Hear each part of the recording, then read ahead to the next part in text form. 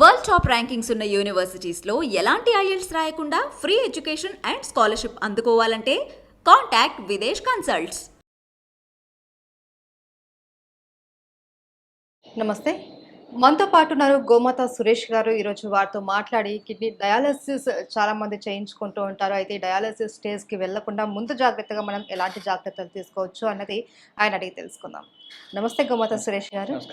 సురేష్ గారు, ఈ మధ్యకాలంలో మనం చూస్తూ ఉన్నాం హాస్పిటల్స్లో కూడా ఎక్కువగా ఈ డయాలసిస్ సెంటర్స్ కూడా పెరిగిపోయాయంటే మనం అర్థం చేసుకోవచ్చు ఎంతమంది పేషెంట్స్ ఉన్నారు అనేసి.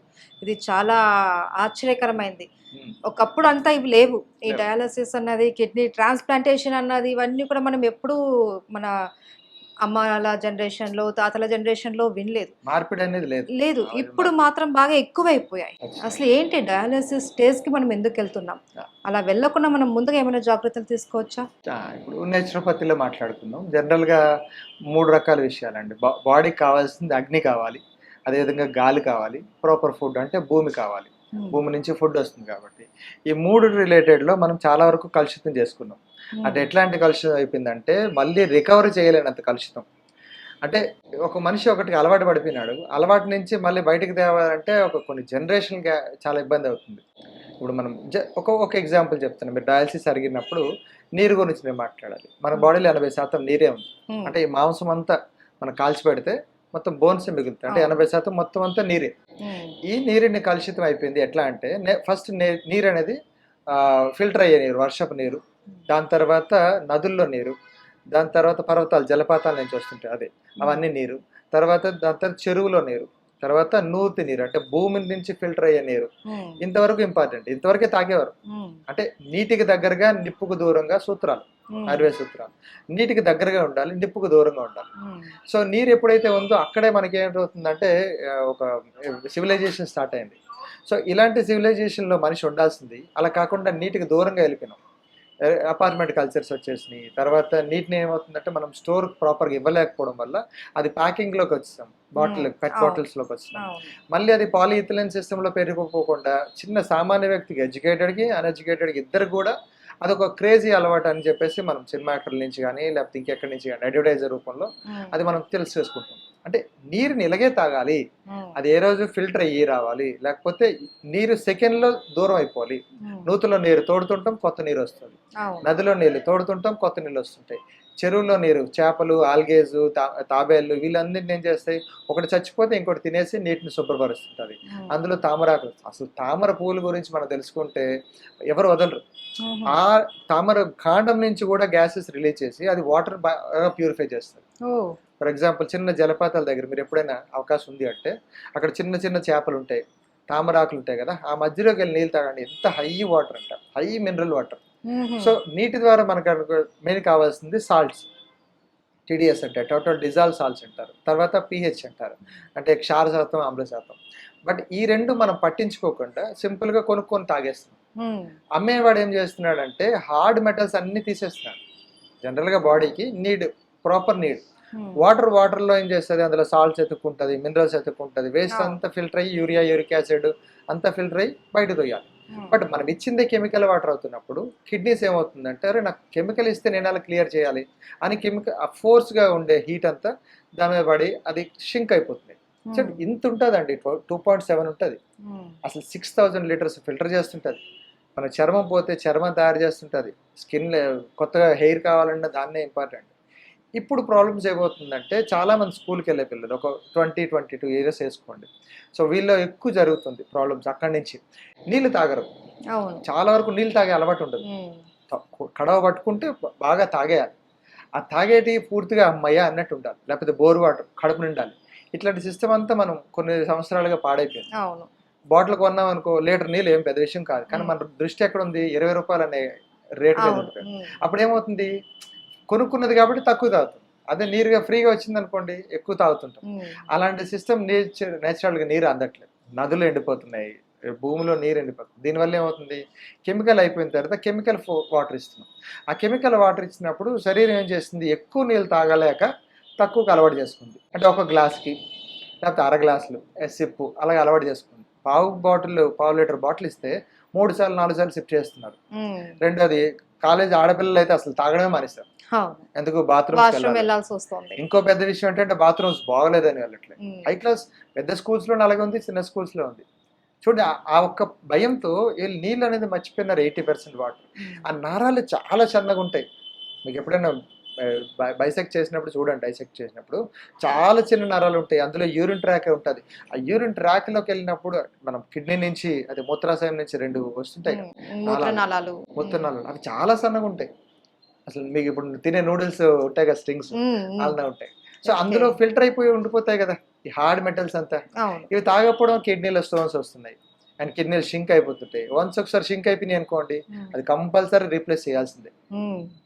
సో దానివల్ల ఏమవుతుంది, ఇచ్చేది కూడా మళ్ళీ కూల్ డ్రింక్స్లో కానీ సోడాస్లో కానీ కార్బన్ డైఆక్సైడ్ నిమ్మకాయ సోడాలు వెళ్ళిపోతుంది.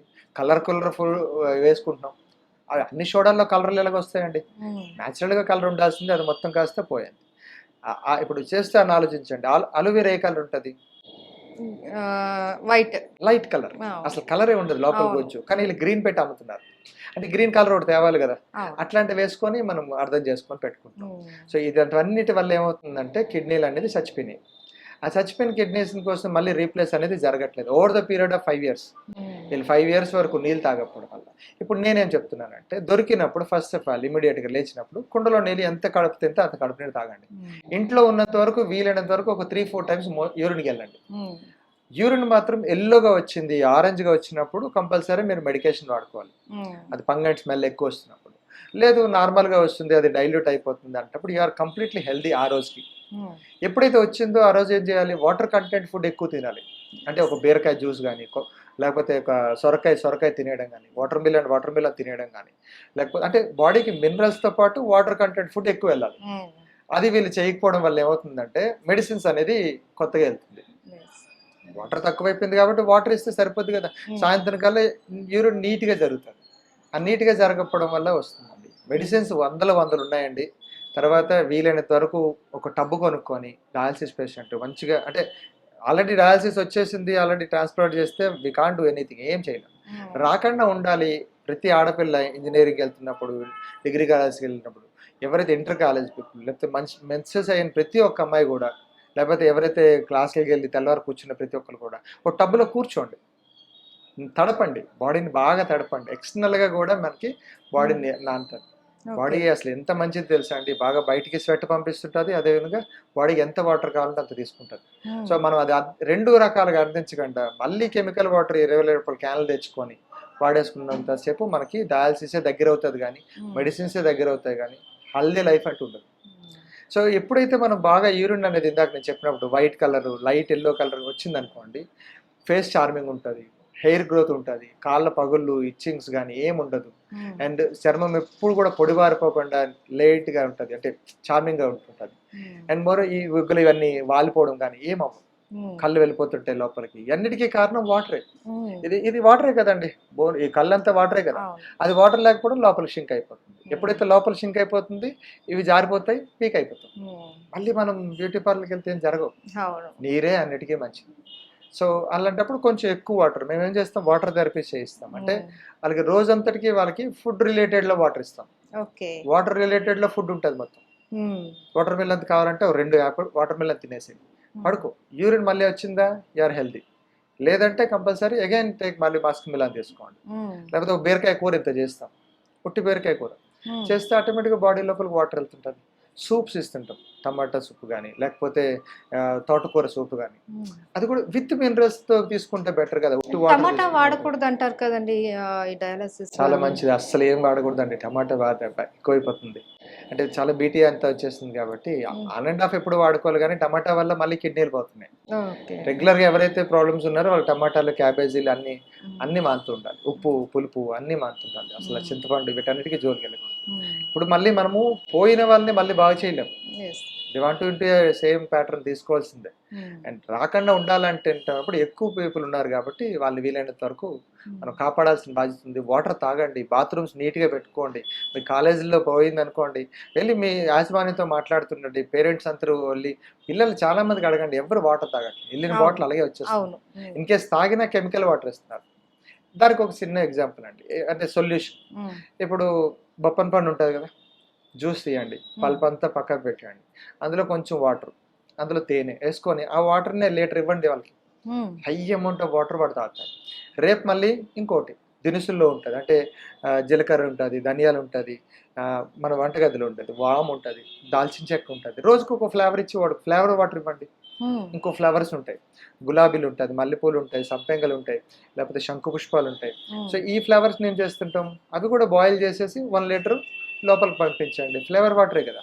ఎప్పుడైతే మనం flavour waters with herbal water వాడుతుంటే సూపర్. నేను 5 స్టార్ హోటల్లో చూస్తున్నాను, వాడు దాల్చిన చెక్క ఇంత పెట్టి గాజు సీసాలు తెచ్చి వేస్తున్నాడు. Good amount of flavour is there in దాల్చిన చెక్క.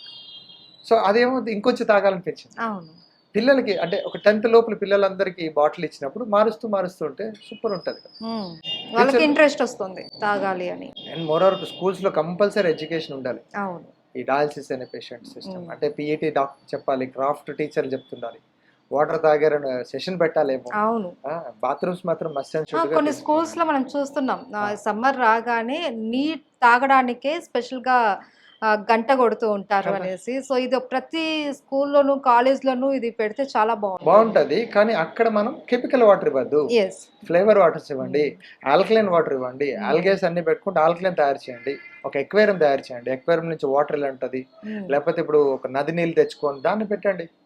పిల్లలు హెల్దీగా ఉంటారు, హెల్దీ పిల్లలే బాగుంటది, వాళ్ళు చదవడానికి కూడా బాగుంటది. సో నీరే జీవనాధారం కాదు, నీరే చాలా వాటికి కూడా, చాలా ఆరోగ్య సమస్యలకి సొల్యూషన్ కూడా. మెయిన్ ఈ కిడ్నీ డయాలసిస్ అన్నది, మనం కిడ్నీలు ఎందుకు పాడవుతాయంటే సరిగ్గా వాటర్ తీసుకోకపోవడం మెయిన్ రీజన్. సో మనం ఇక్కడ నుంచినే మనము జాగ్రత్త పడితే ఫ్యూచర్ లో మనం కాకపోయినా ఆల్రెడీ చాలా మంది బాధపడుతూ ఉంటారు. సో నెక్స్ట్ జనరేషన్ కైనా మనము ఈ నీరు ఎంత అవసరము తీసుకుంటే ఎలాంటి వాటిని మనం దూరంగా ఉంచవచ్చు అన్నది తెలియజేస్తే చాలా బాగుంటుంది.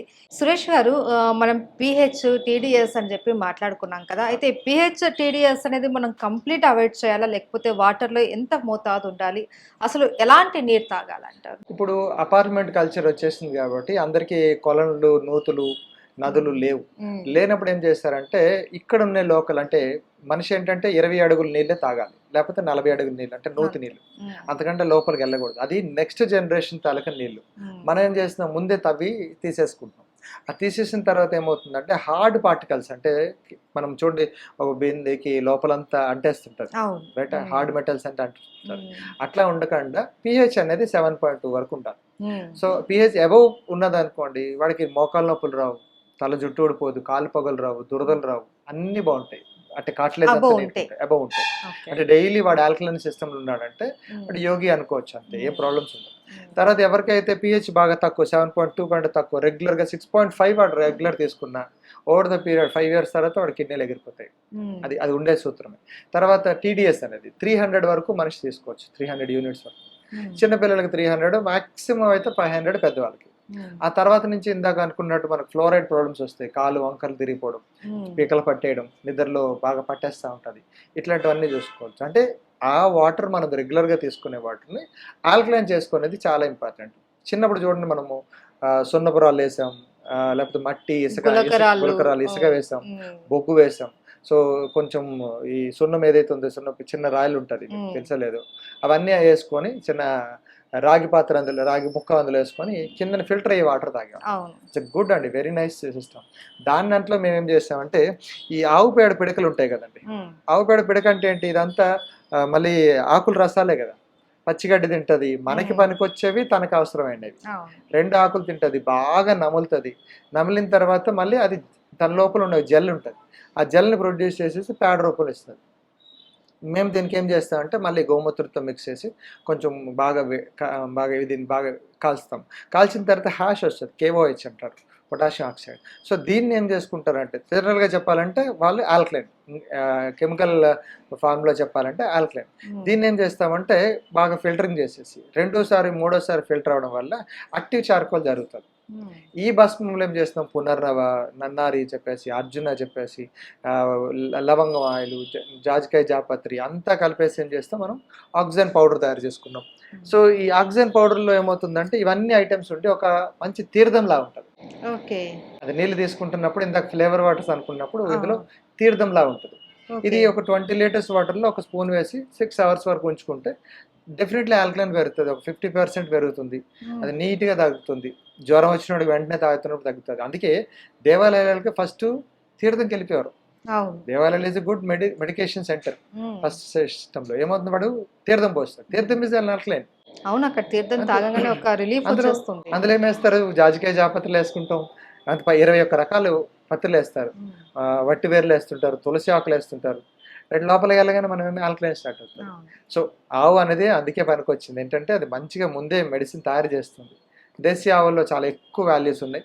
అవి వాడుకున్నారనుకోండి, వాటర్ని ఏంటంటే న్యాచురల్ వాటర్ మనం పొందే అవకాశం జరుగుతూ ఉంటుంది. సో ఇలాంటివన్నీ తెలుసుకోవాలండి. ఇప్పుడు ఇందులో చూసారా, మనం ఏంటంటే 270 వరకు మనకు pH ఉంది. సో అంతంటే ఇది తాగడానికి వీలైన వాటర్. అంటే దాన్ని అలా ఫిల్టర్ చేసాం. ఇది ఇసుక, రాళ్ళు, సున్నపు రాళ్ళు, మట్టి అంతా వేసి ఫిల్టర్ చేసాం. దీనివల్ల 270 ఉంది. ఇది ఎవరైనా తాగచ్చు, చిన్నపిల్లల నుంచి పెద్దవాళ్ళు తాగచ్చు. సరే, చాలా వరకు ఏంటంటే డౌట్ ఉంటుంది, ఇది pH ఎంత ఉంటుంది.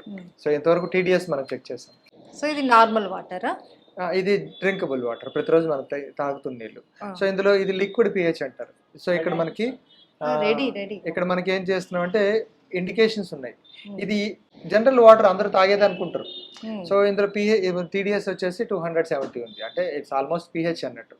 ఇక్కడ ఏదైతే కలర్ ఉందో అది దాని ఇండికేషన్ చూపిస్తూ ఉంటుంది. అది మారిపోతుంది, కలర్ మారిపోతుంది.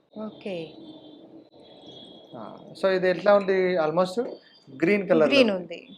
సో దాన్ని అది దేనికి ఎక్కడండి ఈక్వల్గా ఉంది, 7.5.